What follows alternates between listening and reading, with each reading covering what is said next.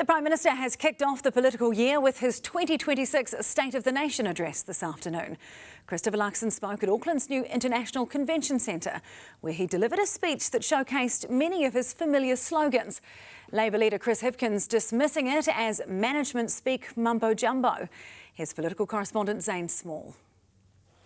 Christopher Luxon's State of the Nation address delivered to a business crowd at Auckland's brand new International Convention Centre. There's real cause for optimism, and my focus and that of my government is now translating that optimism into real results for New Zealanders in 2026. The event was hosted by the Auckland Business Chamber, led by former National leader Simon Bridges. The pair in conversation about New Zealand's potential. That's a really energising reason to get out of bed each and every morning. It's what turns me on. There were no new policies from the Prime Minister, but plenty of familiar slogans. National is on a mission to fix the basics and build the future. National has been fixing the basics. Fixing the basics and building the future. We are fixing the basics and building the future.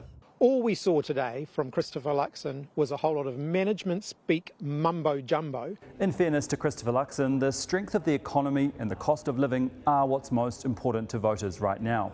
And what the Prime Minister has on his side going into an election year is that homeowners are still rolling onto lower interest rates. About a third of fixed-rate mortgages are due to roll over onto lower rates in the first half of this year alone, meaning more cash in the hands of consumers. But those extra dollars can end up just servicing the rising cost of living. For example, official figures last week showed the price of electricity was up 12.2% in the 12 months to December, while food prices increased 4%. It's really tough for New Zealand families at the moment. Costs continue to go up. But the Prime Minister pointed to his recent achievements, such as a new trade deal with India, as a means of growing the economy. When many said it was impossible, we just got on with the job of concluding a landmark free trade agreement with India in less than a year. His coalition partner Winston Peters doesn't support it though, arguing the deal does not get enough in return for dairy.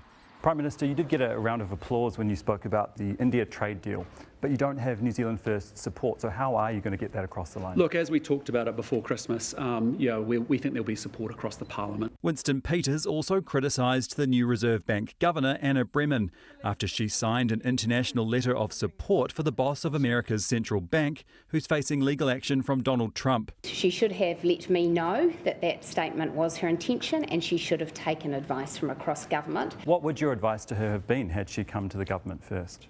Look, I would have advised her that it was a matter that she should take a perspective from the Ministry of Foreign Affairs on. On that issue, the coalition is in sync. But with Winston Peters often leading the political narrative, it highlights a major challenge for Christopher Luxon to bring the attention back to national in the lead up to the election.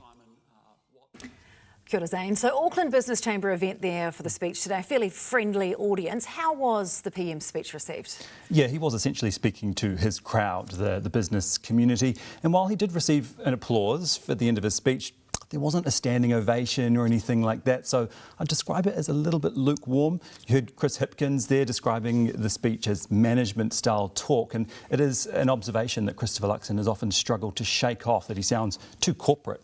But Christopher Luxon, as I mentioned in my story, is able to point to several economic indicators that do seem to be turning around in the government's favour. So he is able to point to that in the lead up to the election, important when people are worried about the cost of living. In the week ahead, both Labour and National are holding their caucus retreats, and there is a chance that the Prime Minister will announce an election date. So watch that space. Oh, that'll be exciting. Let the election year begin. Zane, thanks so much.